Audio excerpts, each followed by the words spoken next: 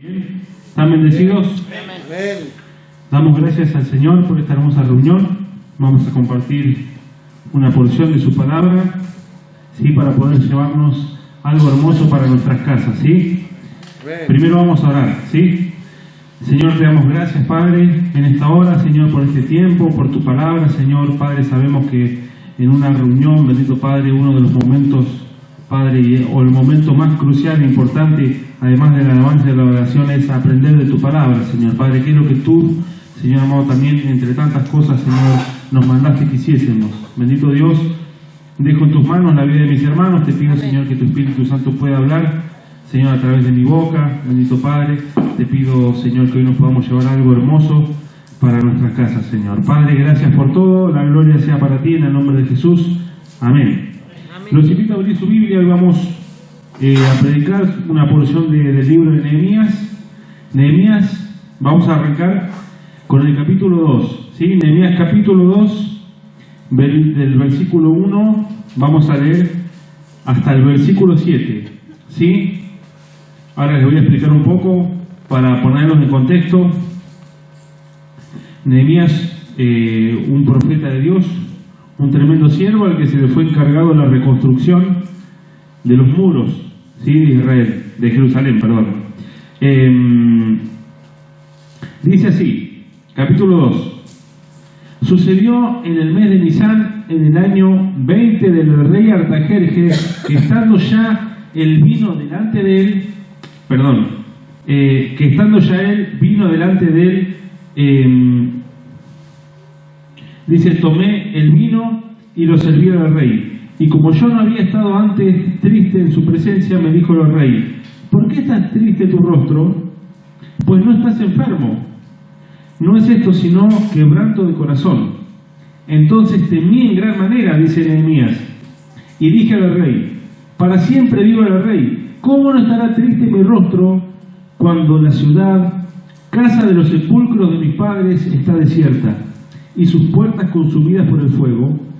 Mi rey, me dijo el rey, ¿qué cosa pides? Entonces oré al Dios de los cielos y dije al rey, si le place al rey y tu siervo ha hallado gracia delante de ti, envíame a Judá, a la ciudad de los sepulcros de mis padres, y la reedificaré.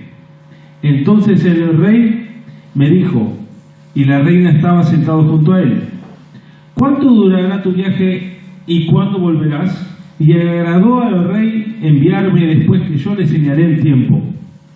Además dijo al rey, si me place al rey, que se me den cartas para los gobernadores al otro lado del río, para que me franqueen el paso hasta que llegue a Judá. Amén. Estamos en una parte de la historia del pueblo de Israel, de un pueblo, como vengo predicando hace algunas prédicas atrás, un pueblo que venía del cautiverio, ¿sí? El pueblo de Israel, el pueblo escogido por Dios, había desobedecido a Dios en gran manera a tal punto que Dios permitió que venga una nación extranjera, que eran los babilonios, y se los lleven cautivos, se los lleven esclavos, ¿sí?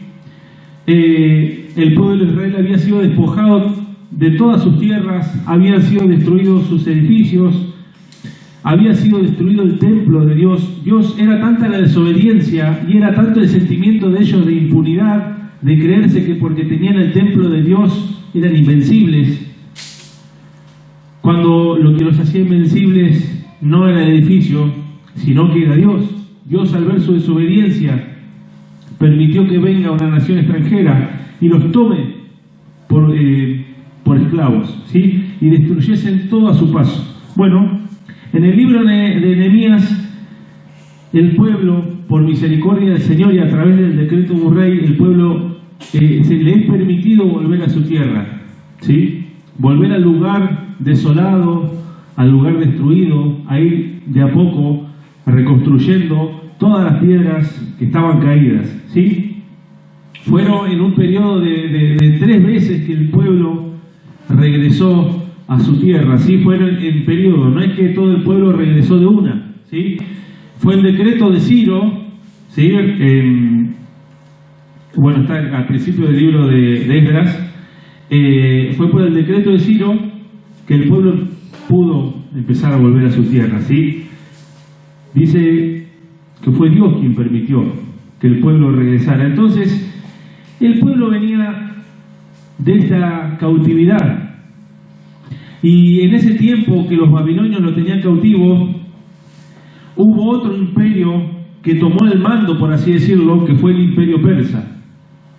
Y esto es muy importante para entender qué es lo que pasaba en ese momento, ¿sí? ¿Quiénes eran las personas de las que vamos a leer el día de hoy? Entonces, en el momento que Nehemías está hablando en el capítulo 2, él es copero de un rey, del rey Artajerjes, ¿sí? Persia era la nación que gobernaba el Oriente Medio en ese tiempo. Y era tanto la gracia que tenía Nehemías de parte de Dios, que él había caído muy en gracia al rey. Él era el copero al que le servía el vino. Y dice que el rey lo vio triste y le preguntó, ¿qué te pasa? Y porque dice creo que en el versículo 2 dice, porque esta tristeza de tu rostro, dice, no es sino quebranto de corazón. El rey se dio cuenta que Nehemías estaba quebrantado. Nehemías estaba quebrantado porque la tierra de sus padres, la tierra que Dios había permitido que sea destruida, estaba desolada. Dice en el versículo 3, dice, ¿cómo no estará triste mi rostro cuando la ciudad, casa de los sepulcros de mis padres, está desierta y sus puertas consumidas por el fuego? El pueblo volvió, Dios permitió que el pueblo de Israel volviese a su tierra, pero estaba todo destruido. Estaba todo destruido y ellos tenían que volver a reconstruir la ciudad. Entonces, Nehemías halló gracia ante el rey y le pidió, si le place al rey, quiero que me envíes a reedificar mi ciudad. Y esta gracia es hermosa, ¿no? Esta imagen que tenía Nehemías ante el rey. Una cosa que suele caracterizar siempre a los siervos de Dios. ¿Sí? Si nosotros miramos, por ejemplo, a Daniel, a David, siempre hallaban gracia ante los ojos de los gobernantes del momento. La imagen de Dios en nosotros produce eso, muchas veces. Y eso es para un beneficio, ¿sí? Porque el rey permitió, en ese tiempo, la cercanía tenía que ser para que un rey te confiase, ir a reedificar tu ciudad, era algo que solamente las personas más confiables, más confidentes del rey, se les podía otorgar. Imagínense que el rey tiene el poder absoluto y le da poder a un copero para ir a reconstruir una ciudad, sabiendo que una persona puede reconstruir los muros y rebelarse contra el reino. Entonces, la confianza que se le tenía a Nehemías lo ayudó para que él pueda volver a reconstruir su ciudad, ¿sí? En medio de este contexto difícil, ¿sí? El pueblo estaba en pleno proceso de reconstrucción de la ciudad que había sido destruida. Dice, vamos a leer el capítulo 6, y esta es la frutilla, por así decirlo, ¿no? del postre, el centro del mensaje. Hasta ahora lo que nosotros hicimos fue ponernos un poco en contexto de dónde está Nehemías, ¿sí? Él está en el palacio del rey, el reino que gobierna es Persia, y el rey Artajerjes le permite a Nehemías volver a su tierra para reconstruir la ciudad que había sido destruida. Dice en el capítulo 6 del libro de Nehemías, maquinaciones de los adversarios. Bueno, esto tiene un par de nombres difíciles, pero yo a medida que vayamos avanzando, yo les voy a ir explicando, ¿sí? Dice así: cuando oyeron Sanballat y Tobías y Gesem el árabe y los demás de nuestros enemigos que yo había edificado el muro y que no quedaba en él portillo, aunque hasta aquel tiempo no había puesto las hojas en las puertas, Sanballat y Gesem enviaron a decirme: ven y reunámonos en alguna de las aldeas en el campo de Ono. mas ellos habían pensado hacerme mal. Y les envié mensajeros diciendo, yo hago una gran obra y no puedo ir, porque cesaría la obra dejándola yo para ir vosotros. Y enviaron a mí con el mismo asunto hasta 4 veces, dice Nehemías, y yo les respondí de la misma manera. Entonces Sanbalat envió a mí su criado para decir lo mismo por 5ª vez, con una carta abierta en su mano, en la cual estaba escrito, se ha oído entre las naciones, y Gazmú lo dice, que tú y los judíos pensáis rebelaros, y que por esto edificáis tú el muro, con la mira, según estas palabras, de ser tú su rey. Bien, estas 3 personas, Sanbalat, Tobías y Gesem, son personas que no pertenecen al pueblo del Señor, enemigos, por así decirlo. Nehemías estaba reconstruyendo los muros alrededor de la ciudad, ¿sí? Los muros alrededor de una ciudad significa la defensa de la ciudad. ¿Qué pasa a una persona cuando se siente en peligro? Va y se encierra en su casa, ¿no? Yo lo estoy amenazando de afuera, a José le invento, ¿no? Y José le agarra miedo y él se encierra en su casa. ¿Su casa qué son? Sus muros, ¿sí? ¿Su casa qué simboliza? Que él está dentro de su territorio donde él se siente cómodo. Bueno, los muros de Jerusalén simbolizaban eso, que esa ciudad que se estaba reconstruyendo podría rebelarse contra el reino. Obviamente, estas 3 personas mandaron a decirle a Nehemías en el versículo 2, ven, reunámonos en alguna de las aldeas en el campo de Ono, mas ellos habían pensado hacerme mal, dice Nehemías. Eran enemigos que me citaron para hablar, pero Nehemías sabía que lo citaban con una trampa, pues le querían hacer mal. Y le insistieron 4 veces, y le insistieron 5 veces, pero Nehemías les dijo que no. Nehemías no accedió a la petición de sus enemigos. Y cuán insistente muchas veces cuán persistente muchas veces son nuestros enemigos, más que nosotros los cristianos. Cuán persistente es el diablo en comparación a los cristianos hoy en día. Y que el enemigo sea más persistente que un cristiano, eso es un peligro. Porque la Biblia, en el libro de Santiago, nos manda a resistir al diablo, y él huirá de vosotros. No dice nada, enfrentalo. No, dice resistir al diablo, y él va a huir. Resistir. Y nosotros, los cristianos, muchas veces somos los primeros en bajar los brazos ante las acechanzas del enemigo. El enemigo es insistente, el enemigo es persistente. ¿Qué pasa cuando un cristiano baja los brazos? Cae ante los engaños del enemigo, y muchas veces nos pasa a nosotros. Pero obviamente Nehemías no es este caso, porque nosotros vemos que Nehemías es un ejemplo de una persona constante, que no se dejaba llevar por los engaños de los enemigos.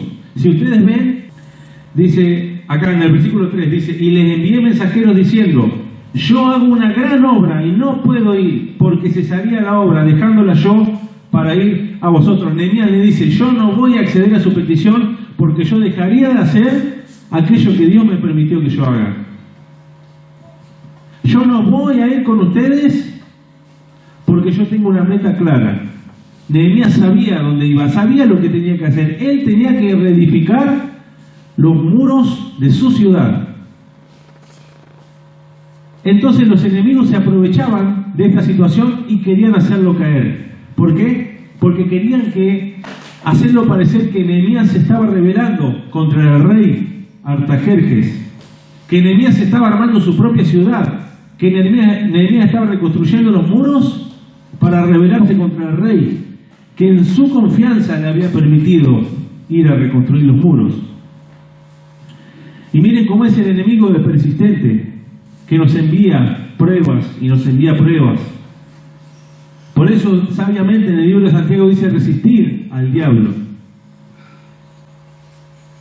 Porque estos hombres de Dios sabían de la persistencia del enemigo. Inclusive si nosotros vemos la tentación de Jesús, podemos ver la insistencia de Satanás. ¿Qué hizo Jesús? Lo resistió. Hasta el último momento. ¿Tenés hambre? ¿Por qué no convertís esa piedra en pan? No solo de pan vivirá el hombre, dijo Jesús. ¿Por qué no te tirás de ese precipicio si la Biblia manda que Dios va a enviar a sus ángeles, ¿sí?, que te van a proteger, no te dejarán caer? Apártate de mí, Satanás, le dice Jesús. ¿Qué hizo Jesús? Resistió. ¿Qué hizo Nehemías? Resistió. ¿Qué hacemos nosotros? ¿Resistimos los ataques del enemigo? Porque son continuos. El enemigo es persistente y muchas veces es más persistente que los propios cristianos. Nosotros somos los primeros en bajar los brazos ante la lucha. Pero Dios nos manda su palabra: resistan al diablo y él va a huir de ustedes. Amén. Dice: entonces Sanbalat envió a mí su criado para decir lo mismo por quinta vez, con una carta abierta en su mano. Dice, en el cual estaba escrito: se ha oído entre las naciones, y Gamú lo dice, que tú y los judíos pensáis rebelaros, y que por esto edificáis tú el muro, con la mira, según estas palabras, de ser tú el rey. Y que has puesto profetas que proclaman acerca de ti en Jerusalén, diciendo: hay rey en Judá. Y ahora serán oídas del rey las tales palabras. Ven por tanto y consultemos juntos. Ante tanta insistencia, los enemigos mandaron a Nehemías, a uno de sus siervos, dice, con una carta abierta. ¿Por qué la Biblia dice una carta abierta? En ese tiempo, ¿sí?, las cartas que se enviaban de mensajeros de rey a rey generalmente iban selladas con un sello real. ¿Sí? Selladas. ¿Por qué? Porque el contenido solamente debe ser leído por la persona, ¿sí?, a la cual se le envió la carta. Ese sello generalmente el rey no lo abría, o un mensajero, y le leía al rey, ¿sí? Pero estos enemigos de Nehemías le enviaron un siervo con una carta que ya estaba abierta. ¿Qué simbolizaba? Que lo que estaba escrito de esa carta era de conocimiento público, lo iban a esparcir por todos lados. ¿Y qué decía esa carta? Nosotros sabemos, dice, que vos estás reconstruyendo los muros porque te querés rebelar contra el rey. Y oímos profetas que dicen: ya tenemos rey de Judá. Hasta profetas habían pagado para que dijeran mentiras. ¿Y qué hizo Nehemías? Versículo 8: entonces envié yo a decirle: no hay tal cosa como dices, sino que de tu corazón tú lo inventas, le dijo Nehemías. No hay tal cosa como lo que vos estás declarando en esa carta, eso es falso. ¿Qué hizo Nehemías? Se arrodilló a llorar, se arrodilló y dijo: no, yo voy a hablar con el rey. No, eso es mentira, lo estás inventando vos. No hay tal cosa, no dice tal cosa. Yo no hice tal cosa, ¿sí? ¿Qué hacía Nehemías? Él estaba enfocado en que, en su visión, en lo que él tenía que hacer. Él no sacaba la mirada, no miraba para los costados, ¿sí? Dice, Nehemías tiene una visión clara de su propósito, ¿sí? Injuriaban contra él, pero Nehemías persistía. Nehemías tenía una meta clara, era reconstruir su ciudad, con el permiso del rey. Y ante los ataques del enemigo, Nehemías tenía que persistir. Eso es tener un propósito claro. En un principio, un cristiano que no va a bajar las manos es un cristiano que tiene la mira bien puesta.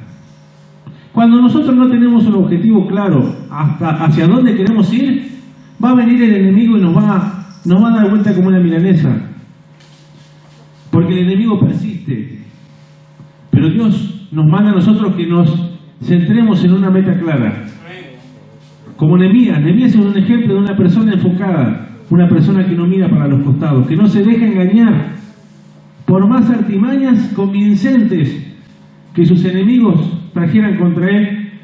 Nehemías le dijo: no existe tal cosa, eso que estás diciendo lo inventaste vos, es mentira. Y en ese tiempo, todas estas cosas que hacía Nehemías, ¿qué podía pasar? Podían afectar su reputación, que profetas estuvieran caminando por la calle diciendo que Nehemías se quería declarar rey de Israel podía afectar su reputación. Pero Nehemías agachaba la cabeza y seguía con la mira en su objetivo. Amén. Dice, porque todos ellos me amedrentaban diciendo, se debilitarán las manos de ellos en la obra y no será terminada. Ahora pues, oh Dios, fortalece tú mis manos, dice Nehemías. Los enemigos decían, se les van a cansar las manos, pero el muro no lo van a terminar. Veían que ninguna de las estrategias le funcionaban, que dice, bueno, se les van a cansar las manos. Y Nehemías dice, Señor, fortalece tú mis manos. Vemos un Nehemías con la mirada centrada en Dios, Dios con el control absoluto de su vida. Y a los cristianos nos pasa eso. Cuando nosotros estamos enfocados en nuestro propósito, en una visión clara y concreta, es Dios quien maneja nuestra vida.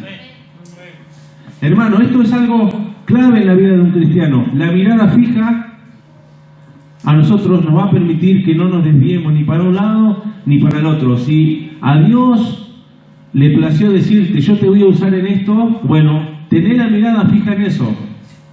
Y te puedo asegurar que si resistís al diablo, él va a huir, porque lo dice la palabra del Señor. Amén. Dice, vamos a leer el versículo 10, dice, vine luego a casa de Semaías, hijo de Delaía, hijo de Metabel, porque él estaba encerrado, el cual me dijo, reunámonos en la casa de Dios dentro del templo y cerremos las puertas del templo, porque vienen para matarte. Sí, esta noche vendrán a matarte. Entonces dije, Nehemías, un hombre como yo ha de huir, ¿y quién que fuera como yo entraría al templo para salvarse la vida? No entraré. Pagaron a un profeta, entre tantas artimañas le pagaron a un profeta para decirle a Nehemías, vamos a escondernos al templo porque esta noche te van a matar. El quedarse encerrado dentro del templo, dentro del lugar santo, era considerado una profanación. Entonces Nehemías podía ser acusado de haber profanado el templo de Dios, y eso pondría en duda todo el trabajo que Nehemías estaba haciendo. ¿Qué dijo Nehemías? No entraré. La mirada fija en la meta. Amén. No importa lo de afuera, no importa qué tan convincente pueda parecer, mi mirada debe estar fija en el mandato, ¿sí?, que Dios estableció para mí. Amén. Entonces, dice el versículo 12, y entendí que Dios no lo había enviado, sino que hablaba aquella profecía contra mí, porque Tobías y Sanbalat lo habían sobornado. Fíjense esto, en ese tiempo, personas, profetas, que dejaban que por dinero, ¿sí?, se corrompían por dinero, queriendo incurrir en engaños. Dice el versículo 13, ya vamos en la recta final, porque fue sobornado para hacerme temer así y que pecase y le sirviera de mal nombre con que fuera yo infamado. Acuérdate, Dios mío, de Tobías y de Sanbalat, conforme a estas cosas que hicieron. También acuérdate de Noadías, profetiza, y de los otros profetas que procuraban infundirme miedo. Fue terminado pues el muro el 25 del mes Elul en 52 días. ¿Sí? Yo creo que es agosto-septiembre, el mes, sí, Elul es agosto-septiembre, más o menos de 445 a.C. ¿Sí? En 52 días, Nehemías pasó de todo. En 52 días a Nehemías lo bombardearon. Pero ¿él qué hizo? Terminó el muro. Cumplió el propósito que él decía le había sido asignado. Amén. Fue terminado pues el muro el 25 del mes de Elul en 52 días. Y cuando lo oyeron todos nuestros enemigos, temieron todas las naciones que estaban alrededor de nosotros y se sintieron humillados y conocieron que por nuestro Dios había sido hecha la obra. En todo momento Dios había dirigido el corazón de Nehemías para que él no cayese en engaño. Nehemías siguió la meta, que era reedificar su ciudad. El enemigo persistió, pero no pudo, porque Nehemías tenía la mirada fija. Hermanos, eso es lo que nosotros debemos hacer. Vaya a saber en qué Dios te quiere usar, a qué Dios te llamó. Bueno, Eso es algo importante que todos nosotros debemos plantearnos en oración con Dios. ¿Para qué viene este mundo? ¿Cuál es mi propósito? Muchos cristianos a veces le dicen a Dios, a ver Dios, ¿cuál es lo que tenés para mí? A ver si me gusta o no. Y no es así, hermano. Dios te dijo, yo te voy a usar en esto, no tenés por qué decirle al Señor, pero si dice la Biblia en el libro de Isaías, los pensamientos de Dios son más altos que los nuestros. Si Dios te dijo algo es porque Él ve más allá. Yo veo hasta la puerta, Dios ve mucho más lejos que yo. ¿Cuántas veces las distracciones nos desvían? Nehemías es un ejemplo claro de concentración y búsqueda de Dios, puse yo acá. Dios obra por medio de personas fieles, pero es Dios, en fin, quien obra. Nehemías era una persona fiel. Eso es lo que Dios busca de nosotros. La fidelidad, la mirada clara en el propósito. Es lo que Dios quiere para nosotros, para que podamos alcanzar esa meta. Dice Nehemías, oh Dios, fortalece mis manos. Nehemías de todo tiempo supo que no dependía de sus fuerzas, que dependía de Dios. Miren lo que es lo maravilloso de este profeta, que en todo tiempo, a pesar de que lo amedrentaban, en todo tiempo su mirada estaba puesta en su meta y su confianza estaba puesta en su Dios. ¿Y saben qué? Los muros fueron terminados y los propósitos que el Señor ha establecido para tu vida, para mi vida, van a ser terminados si nosotros tenemos la mirada fija en lo que Dios nos ha mandado hacer. Y con esto quiero terminar. ¿Saben que aún en el proceso de construcción del templo, la motivación de Nehemías no era saber que él los iba a terminar? Porque sinceramente Nehemías no sabía si iba a poder terminar los muros o no. Él no lo sabía. Imagínense las cosas que él viviría día a día. Él no sabía si iba a poder terminar los muros. Su fe, su certidumbre, ¿dónde estaba apoyada? En la palabra que Dios le había dado. Si ustedes se ponen a pensar, cuando Dios le dice a Abraham que va a ser padre a los 100 años, ¿él puede tener certidumbre sabiendo que es un hombre viejo y que su mujer tenía 90 años? No. Abraham no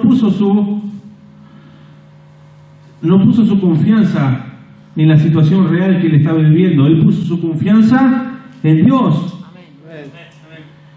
Noé, la certidumbre de Noé, ¿dónde estaba? Construyendo un barco, ¿sí? No había visto lluvia nunca. Y él trabajaba esperanzado en que va a llover, no, esperanzado en la palabra que Dios le había dado. Esa debe ser nuestra esperanza. La meta que el Señor propuso, la palabra que el Señor te dio, la dirección que has recibido, lo que Dios dijo que iba a hacer con vos, esa debe ser tu certidumbre, esa debe ser tu apoyo, la palabra del Señor, no la situación del momento. Quiero terminar con Salmo 138, versículo 8. Salmo 138, 8 dice, Jehová cumplirá su propósito en mí, tu misericordia, Jehová, es para siempre, no desampares la obra de tus manos. Jehová va a cumplir su propósito. Amén. En mí, en ti también. Amén. Amén. Pero sepamos y acordémonos de Nehemías. Y nosotros vamos a poder saber que cumplir ese propósito también requiere de que nosotros estemos con la mirada fija y con la confianza puesta en Dios. Amén. Hermanos, espero que hoy se pueda haber llevado algo de parte del Señor, que el Señor haya hablado a su corazón. Vamos a cerrar los ojos y vamos a orar. Señor, te damos gracias, Padre, por tu palabra. Gracias, Señor, te damos, bendito Dios, porque sabemos que tú debes ser nuestro amparo, nuestra fortaleza, nuestro pronto auxilio, Señor. Sabemos que nuestra esperanza debe estar en ti, Señor, no en las situaciones, Dios mío. Padre, por eso te pido que tú ayudes a esta generación, Señor, a ser cristianos, Señor, que estemos concentrados, Padre, en esa meta, en ese objetivo, en ese propósito que tú has marcado para nuestra vida, Señor.